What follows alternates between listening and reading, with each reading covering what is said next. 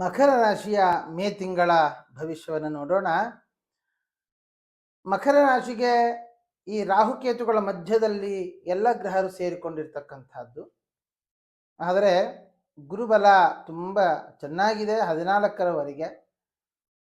ಆನಂತರ ಗುರುಬಲ ಕಡಿಮೆ ಆಗುತ್ತೆ. ಆದರೆ ಏನು ವಿಚಾರ ಮಾಡಬೇಕಾದದ್ದಿಲ್ಲ, ಯೋಚನೆ ಮಾಡಬೇಕಾದದ್ದಿಲ್ಲ. ಯಾಕೆ ಅಂತಂದರೆ ಗುರುಬಲ ನಮಗೆ ಷಷ್ಠದಲ್ಲಿ ಹೋದಾಗ ಅಧರ್ಮ ಮಾರ್ಗದಲ್ಲಿ ನಾವು ಹೋಗ್ತಾ ಇದ್ದರೂ ಷಷ್ಠದಲ್ಲಿರ್ತಕ್ಕಂತಹ ಗುರು ನಮ್ಮನ್ನು ಧರ್ಮ ಮಾರ್ಗಕ್ಕೆ ಕರ್ಕೊಂಡು ಬರ್ತಾನೆ. ನಾವು ಖರ್ಚು ಮಾಡುವಂತಹ ಸಂಪತ್ತು ಧರ್ಮಕ್ಕಾಗಿ ಆಗಿರುತ್ತೆ, ಪುಣ್ಯಪ್ರದವಾದ ಕೆಲಸಕ್ಕಾಗಿರುತ್ತೆ ಅನ್ನೋದ್ರಲ್ಲಿ ಯಾವ ಸಂದೇಹ ಇಲ್ಲ. ಜೊತೆಗೆ ಮಕರ ರಾಶಿಯವರಿಗೇನು ಸಾಡೆ ಸಾತಿ ಇತ್ತು ಅದು ಕಳ್ಕೊಂಡಿದ್ದೀರಿ. ಆದ್ರಿಂದ ಅನುಕೂಲಗಳು ಇದ್ದಾವೆ. ಆದರೆ ರಾಹುಕೇತುಗಳ ಮಧ್ಯದಲ್ಲಿ ಎಲ್ಲ ಗ್ರಹರು ತಾತ್ಕಾಲಿಕವಾಗಿ ಇರುವುದರಿಂದ ಈ ತಿಂಗಳಲ್ಲಿ ಯಾವುದೇ ಒಂದು ಹೊಸ ಕೆಲಸಕ್ಕೆ ಕೈ ಹಾಕದೇ ಇರುವಂತಹದ್ದು ಒಳ್ಳೆಯದು. ಜೊತೆಗೆ ಹಣಕಾಸಿನ ವಿಷಯಕವಾಗಿ ಯಾರನ್ನು ನಂಬದೇ ಇರೋದು ಇನ್ನೂ ಒಳ್ಳೆಯದು. ನಮ್ಮ ಕೈ ಕೆಲಸವನ್ನ, ನಮ್ಮ ಒಂದು ಕರ್ಮದ ಪ್ರವೃತ್ತಿಯನ್ನ ನಾವು ನಂಬಿಕೊಂಡು ನಮ್ಮ ಕೆಲಸವನ್ನ ನಾವು ಶಿಸ್ತುಬದ್ಧವಾಗಿ ದೇವರ ಪ್ರಾರ್ಥನೆಯ ಮುಖಾಂತರ ಮುಂದುವರಿದಿವಿ ಅಂತಾದರೆ ಮಕರ ರಾಶಿಯವರಿಗೆ ಅನುಕೂಲಗಳಾಗುತ್ತೆ. ಈ 14ರವರೆಗೆ ಗುರುಬಲ ಪಂಚಮದಲ್ಲಿ ಗುರು ಬಂದದ್ದರಿಂದ ಒಳ್ಳೆಯ ಗುರುಬಲ ಕಂಡು ಬಂದು ಅನುಕೂಲಗಳು ನಮಗಿದ್ದಾವೆ. ಅಷ್ಟೇ ಅಲ್ಲದೇನೆ ಸಾಂಪತ್ತಿಕವಾಗಿರ್ತಕ್ಕಂತಹ ಅನುಕೂಲಗಳು ನಮಗೆ ಆಗುತ್ತೆ. ಆದರೆ ತೃತೀಯದಲ್ಲಿ ಇರತಕ್ಕಂಥ ಅಂದರೆ ನಿಮ್ಮ ಜಾತಕದಿಂದ ನಿಮ್ಮ ಅಣ್ಣ ತಮ್ಮಂದಿರು ಇನ್ನೂ ಸ್ಟ್ರಾಂಗ್ ಆಗುವ ಸಾಧ್ಯತೆಗಳಿದ್ದಾವೆ. ಒಳ್ಳೆಯ ಸಂಬಂಧಗಳು ಒಂದೂಗುತ್ತೆ, ಕೆಲಸದಲ್ಲಿ ಅನುಕೂಲಗಳಾಗುತ್ತೆ. ಇದೆಲ್ಲವೂ ಕೂಡ ಮಕರ ರಾಶಿಯವರಿಗೆ ನಾವು ಕಾಣಬಹುದಾಗಿದೆ.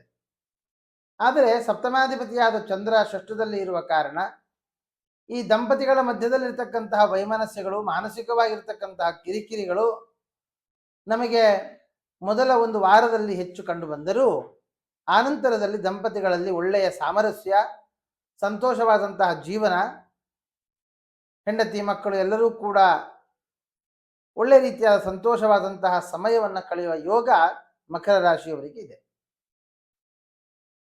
ಸಂತಾನಾಕಾಂಕ್ಷಿಗಳು 14ರ ಒಳಗೆ ಅಂದರೆ ಕೆಲವರು IVF ಮತ್ತೊಂದು ಈ ಥರದ ಡಾಕ್ಟರ ಟ್ರೀಟ್ಮೆಂಟ್ ಮುಖಾಂತರ ಮಾಡಿಸಿಕೊಳ್ಳುವಂತಹ ಟ್ರೀಟ್ಮೆಂಟಿಗೆ ಹೋಗುವಂತಹ ಅವರು ಯಾರಾದರೂ ಇದ್ದೀರಿ ಅಂತ ಆದರೆ 14ರ ಒಳಗಡೆ ಹೋಗಿ ಒಳ್ಳೆಯದಾಗುತ್ತೆ. ಗುರು ಜೊತೆಗೆ ರವಿಯೂ ಕೂಡ ಸೇರಿಕೊಳ್ಳುವಂತಹದ್ದು ಸಂಕ್ರಮಣ ತುಂಬ ಒಳ್ಳೆಯದದು. ಆದರೆ ರವಿಗದು ಶತ್ರುಕ್ಷೇತ್ರ ಆದರೂ ಕೂಡ ಅಷ್ಟಮಾಧಿಪತಿ ಆಗಿರುವ ಕಾರಣ ಪಂಚಮಕ್ಕೆ ಹೋಗುವಂತಹದ್ದು ಒಳ್ಳೆಯದ್ದೇ. ಆದರೂ ಅಷ್ಟಮಾಧಿಪತಿ ಆಗಿರುವ ಕಾರಣ ಕೆಲವೊಂದು ಅಡಚಣೆಗಳನ್ನು, ಕೆಲವು ತೊಂದರೆಗಳನ್ನು ಅನುಭವಿಸಬೇಕಾಗತ್ತೆ. ಜೊತೆಗೆ ಮಕರ ರಾಶಿಗೆ 9ರಲ್ಲಿ ಕೇತು ಇರುವ ಕಾರಣ ತಂದೆಯ ಆರೋಗ್ಯದಲ್ಲಿ ಒಂದಿಷ್ಟು ಏರುಪೇರಾಗಬಹುದು. ಅದು ಕಾಲಿಗೆ ಸಂಬಂಧಪಟ್ಟ, ರಕ್ತಕ್ಕೆ ಸಂಬಂಧಪಟ್ಟ, ನರಗಳಿಗೆ ಸಂಬಂಧಪಟ್ಟ ತೊಂದರೆಗಳು. ಸ್ವಲ್ಪ ಹುಷಾರಾಗಿರಿ. ಕರ್ಮಾಧಿಪತಿಯಾದ ಶುಕ್ರ ಉಚ್ಚದಲ್ಲಿರೋದ್ರಿಂದಾಗಿ ಕೆಲಸದಲ್ಲಿ ಅನುಕೂಲಗಳಿದ್ದಾವೆ. ಅದರ ಜೊತೆಗೆ ಟೆನ್ಷನ್ಗಳು ಜಾಸ್ತಿ ಆಗುತ್ತೆ, ಜೊತೆಗೆ ಪ್ರೆಷರ್ ಜಾಸ್ತಿ ಆಗುತ್ತೆ. ಯಾವುದೇ ಕಾರಣಕ್ಕೂ ಕೆಲಸವನ್ನು ಬಿಡುವ ಪ್ರಯತ್ನ ಮಾಡಬೇಡಿ.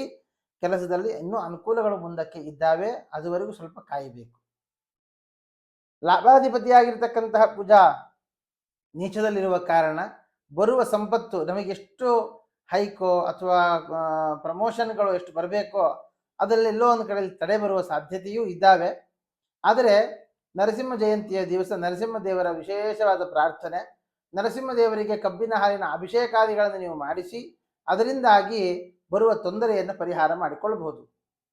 ಇನ್ನು 12ನೇ ಮನೆಯ ಗುರು 6ನೇ ಮನೆಗೆ ಹೋಗುವಂತಹದ್ದು, 5ರಲ್ಲಿದ್ದಾನೆ ಆದರೆ 6ನೇ ಮನೆಗೆ ಹೋಗ್ತಾನೆ. ಆದ ಕಾರಣ ನಾನು ಆಗಲೇ ಹೇಳಿದ ಹಾಗೆ ಅಧರ್ಮದ ಕಡೆ ಮನಸ್ಸು ಹೋಗುವುದಕ್ಕಿಂತ ಧಾರ್ಮಿಕವಾಗಿರ್ತಕ್ಕಂಥ ಮನಸ್ಸು ಜಾಸ್ತಿ ಆಗುತ್ತೆ. ಏನು ಹೆದರ್ಕೊಳ್ಬೇಕಾದ ಅಗತ್ಯ ಇಲ್ಲ. ಹಾಗಾಗಿ ಮಕರ ರಾಶಿಯವರು ಈ ಕಾಳಸರ್ಪದ ಯೋಗ ಇರುವ ಕಾರಣ ಪ್ರಧಾನವಾಗಿ ಒಂದು ಕಾಳಸರ್ಪ ಶಾಂತಿಯನ್ನ ಅಥವಾ ಈ ಕಾಳಹಸ್ತಿಗೆ ಹೋಗಿ ಕಾಳಸರ್ಪೇಶ್ವರನ ಒಂದು ಸನ್ನಿಧಾನ, ಕಾಳೇಶ್ವರನ ಸನ್ನಿಧಾನಕ್ಕೆ ಹೋಗಿ ಪೂಜೆ ಮಾಡಿಸುವಂತಹದ್ದು, ಅಥವಾ ಮನೆಯಲ್ಲಿ ನಾಗದೇವರಿಗೆ ಹಾಲು ಹಾಕುವಂತಹದ್ದು, ಅಥವಾ ಜಪಾದಿಗಳನ್ನು ನಡೆಸುವಂತಹದ್ದು, ಅಥವಾ ಈ ಹುರುಳಿ ಮತ್ತೆ ಉದ್ದನ್ನು ದಾನ ಮಾಡುವಂತಹದ್ದು ಇತ್ಯಾದಿಗಳ ಒಂದು ಪರಿಹಾರಗಳನ್ನು ಮಾಡಿಕೊಳ್ಳುವುದರಿಂದ ಮಕರ ರಾಶಿಯವರಿಗೆ ಅನುಕೂಲಗಳಾಗುತ್ತೆ.